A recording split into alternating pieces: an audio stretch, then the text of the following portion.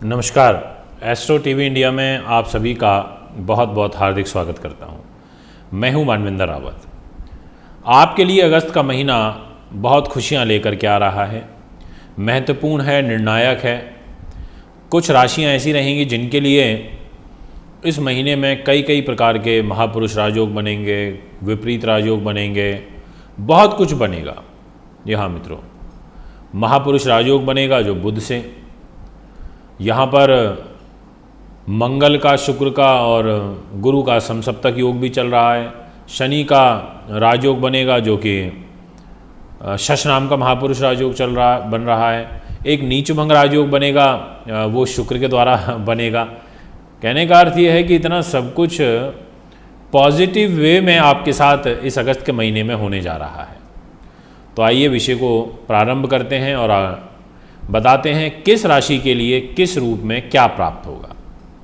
सबसे पहले बात करना चाहूँगा मेष राशि की। जितने भी दर्शक मुझे अभी मेष के सुन रहे हैं, आपकी ग्रह गति के अनुसार इस पूरे महीने आपकी राशि के स्वामी पंचम भाव में रहेंगे और पंचम भाव में ये शुक्र के साथ में है पहले 11 दिन।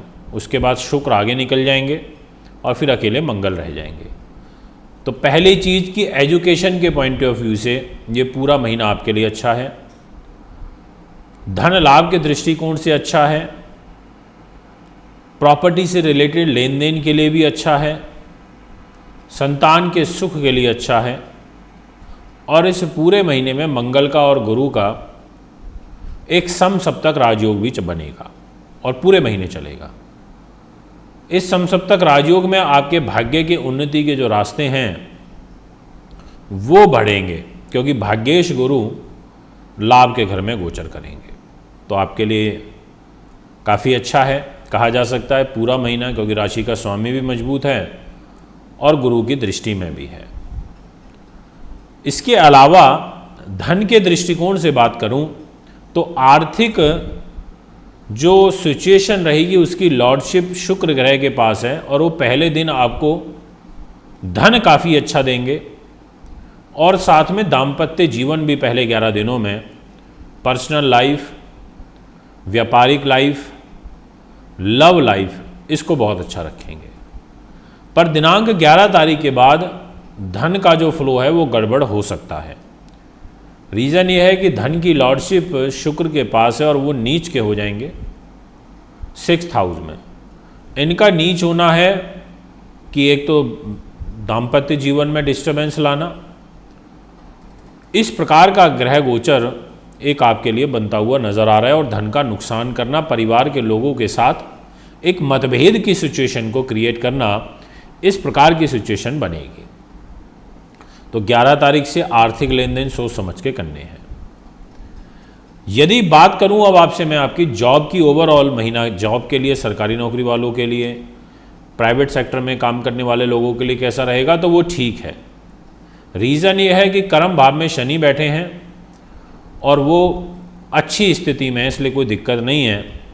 यहाँ पर पूर्ण रूप से मैनेज करते रहेंगे, बट फिर भी आपको अलर्ट रह करके इस पूरे महीने में जॉब करनी है। और उसका कारण मैं आपको समझाना चाहूँगा, वो यह है कि 9 तारीख को सुबह मॉर्निंग में आपके केंद्र स्थानों में एक पार्श्विक दोष बन जाएगा। 1st house, 4th house, 7th house और 10th हाउस, इसमें कोई भी शुभ ग्रह नहीं होगा, जिसके कारण दिक्कतें ज़्यादा आएंगी और परेशानियां आपको फेस करनी पड़ेंगी।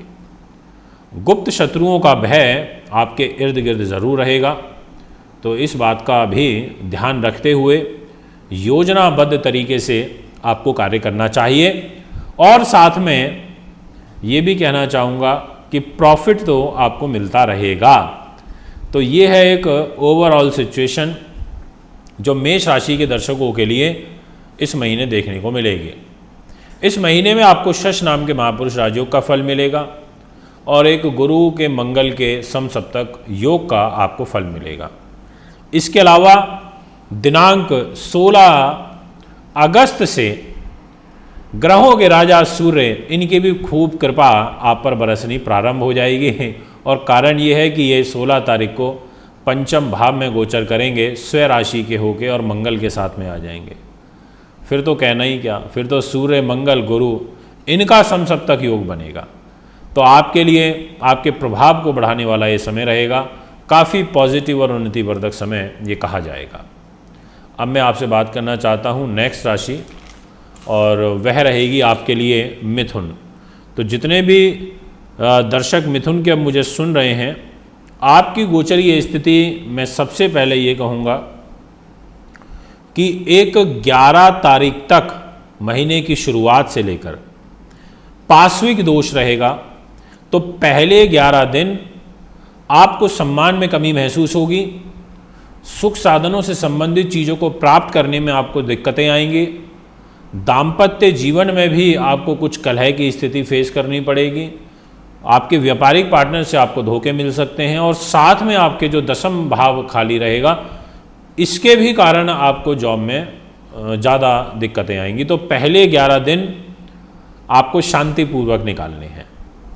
अब इन 11 दिनों को और इन 4 स्थानों को छोड़ दें तो अब आपसे बात करता हूँ सबसे पहले आपकी राशि के स्वामी बुध की स्थिति की। बुध ग्रह धन पर बैठे हैं सूर्य के साथ में।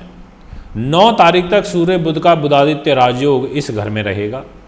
तो एक तरीके से फाइनेंस के लिए ये अच्छा है और परिवार से सहयोग के लिए अच्छा है। यदि उनसे किसी प्रकार का सहयोग आप चाहते हैं तो वह आपको मिल जाएगा, तो बढ़िया रहेगा। ये सेकेंड हाउस में बैठे हैं बुध ग्रह। 9 तारीख की सुबह इनका परिवर्तन होगा बुध का, और ये तीसरे स्थान में चले जाएंगे। तो चतुराई वाले गुणों का समावेश आप में हो जाएगा। आप चतुराई से अपने कार्य को निकालने में कामयाबी हासिल करेंगे, ऐसा एक ग्रह गोचर दिखाई देता है। अच्छा रहेगा आपके लिए, इसलिए मैं कह सकता हूँ कि कोई ऐसी विशेष चिंता वाली बात मुझे नहीं नज़र आ रही। दिनांक 26 अगस्त को तो ये समझ लीजिए कि आपके लिए 5 दिन तो ऐसे रहेंगे कि आपने सोचा भी नहीं होगा, इतने बेहतरीन निकलेंगे। इन 5 दिनों में आपकी उन्नति के रास्ते इतने ज़बरदस्त प्रशस्त होंगे जिसकी आपने कल्पना भी नहीं करी होगी।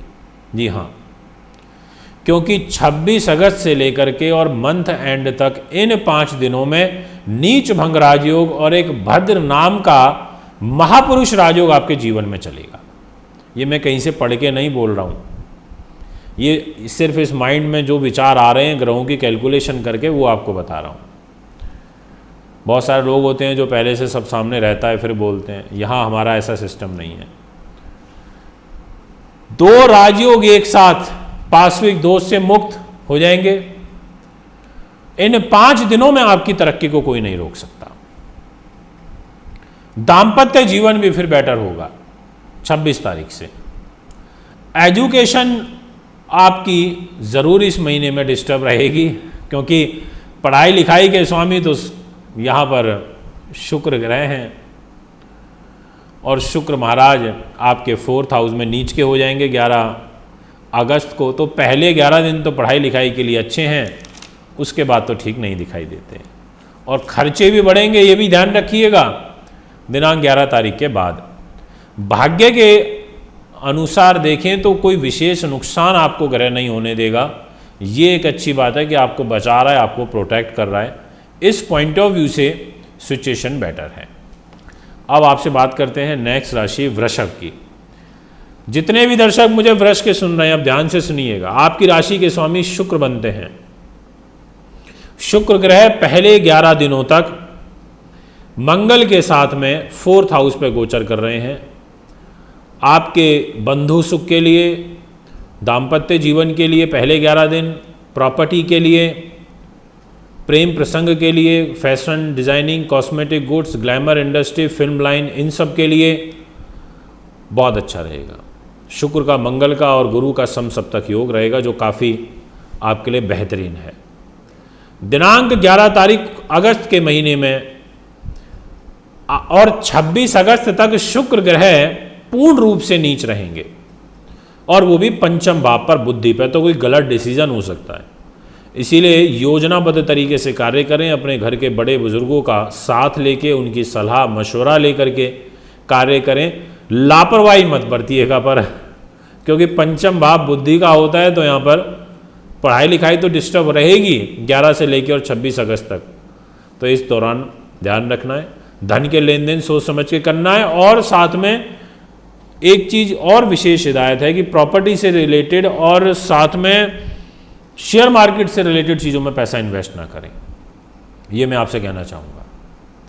दोस्तों, एक बात और आपसे करना चाहता हूँ कि 26, 27, 28, 29 और 30 अगस्त इन दिनों में बुध ग्रह, जी हाँ बुध, ध्यान से समझिएगा, आपके धन के स्वामी और आपकी बुद्धि पंचाम संतान के स्वामी, धन के स्वामी स्वयं राशि के हो जाएंगे पंचम भाव में, अपने घर में। इससे बढ़िया योग नहीं हो सकता कि कोई भी ग्रह अगर अपने घर में बैठता है तो वो फल बहुत अच्छा देता है, अद्भुत फल देता है। और साथ में नीच भंग राजयोग बनेगा, तो बुध का और साथ में शुक्र का नीच भंग राजयोग महीने के आखिरी के 5 दिनों में बनेगा, जो बहुत अद्भुत और अकल्पनीय रहेगा। इसके अलावा 16 अगस्त से सूर्यदेव राशि परिवर्तन करके चतुर्थ भाव में आ जाएंगे, तो वो भी एक स्थिति आपके लिए अच्छी है, संभालने वाली है। सूर्य, मंगल और गुरु का समसप्तक योग बनेगा। शनि महाराज तो भाग्य में बैठे हैं, तो बस एक ये चीज़ अच्छी है कि शनि आपके भाग्य को कुछ नुकसान नहीं होने देंगे, चीज़ों को संभाल करके रखेंगे, मैनेज करते रहेंगे। विघ्न बाधाएं आएंगी पर फिर भी आप अपने कार्य को निकाल पाने में कामयाबी हासिल कर लेंगे। दोस्तों, अब बात करता हूँ आपसे नेक्स्ट राशि की, और इस राशि का नाम रहेगा कर्क। तो जितने भी जातक मुझे अब कर्क के सुन रहे हैं, आपके लिए आपकी राशि के स्वामी चंद्रमा बनते हैं, जो हर 2.25 दिन में राशि परिवर्तन करते हैं, पर महीने की शुरुआत के पहले दिन ये कर्म के घर में बैठे हैं।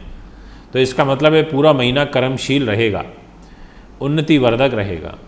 साथ में सूर्य बुध का बुधादित्य राजयोग पहले 9 दिनों तक आपके लिए बना हुआ है, जो अच्छा है। और 9 तारीख के बाद आपके केंद्र स्थानों में एक पार्श्विक दोष आ जाएगा, तो फिर दिक्कत रहेगी। तो 9 तारीख की सुबह से लेकर और 26 तारीख तक ये पार्श्विक दोष आपके जीवन को प्रभावित करेगा, जिसमें 4 चीज़ें फ्लैक्चुएट होंगी: मान सम्मान, दाम्पत्य जीवन, मेहनत, परिश्रम ज़्यादा होना, उस अनुसार रिजल्ट ना मिलना, और आपके प्रॉपर्टी से रिलेटेड लेन देन जो सौदे हैं वो अटक सकते हैं, या आपकी जो इच्छाओं की पूर्ति है वो आपकी रुक सकती है। ये 4 स्थान प्रभावित होंगे। पर अच्छी बात क्या है वो भी समझ लीजिए। अच्छी ये है कि सूर्य से जब बुध अलग होंगे तो वो धन के घर में चले जाएंगे, पर खर्च के स्वामी होकर के जा रहे हैं, तो पैसा खर्च होगा पर वाणी से अच्छे हो जाएंगे, आप अपनी वाणी से पैसा निकाल लेंगे। अच्छी बात यह है कि मंगल ग्रह इस पूरे महीने आपको सहयोग कर रहे हैं, क्योंकि इनका एक केंद्र त्रिकोण का राजयोग बना हुआ है, जो कैरियर, जॉब और आपकी संतान व बुद्धि और धन की जिम्मेदारी लेके धन में बैठे हैं। तो विपरीत परिस्थितियां तो बनेंगी, मैंने बोला पार्श्विक दोष बनेगा जो शुरू हो जाएगा 9 तारीख की सुबह से और 26 तारीख तक चलेगा, परंतु फिर भी इस महीने को काफ़ी हद तक मंगल ग्रह निकाल देंगे केंद्र त्रिकोण राजयोग होने के बाद, ये मैं कहना चाहूँगा। और जब 16 अगस्त से सूर्य भी धन के घर में आएंगे और स्वयं राशि होकर के बैठेंगे, अपने घर में बैठेंगे, मजबूत सिचुएशन में बैठेंगे, तो सूर्य भी आपके विघ्न को हरेंगे, आपके जीवन में चलने वाली चिंताओं को, परेशानियों को हर लेंगे। ऐसा एक योग दिखाई देता है। तो ये स्थिति कर्क की है। दाम्पत्य जीवन में तो इस महीने कलह रहेगी, ये मैं आपसे पूर्ण रूप से कह देना चाहता हूँ, इसलिए इस दृष्टिकोण से समय अच्छा नहीं नज़र आ रहा है। इसके अलावा शुक्र ग्रह नीच के होंगे 11 अगस्त को, ध्यान रखिएगा जो मैंने बोला है, और वो भी लाभेश होके और चतुर्थेश होके, तो माँ के सुख में कमी होगी और लाभ थोड़ा फ्लैक्चुएट होगा, इसलिए पैसों का लेन देन सोच समझ के करिएगा इस टाइम पीरियड में जो मैंने बताई है 11 तारीख से। अगर आप भी कुंडली बनवाना चाहते हैं, दिखाना चाहते हैं, पूजा पाठ या रत्न लेना चाहते हैं तो मुझे संपर्क कर सकते हैं। एक बार पुनः आगामी कार्यक्रम में उपस्थित हूँगा। नमस्कार, धन्यवाद।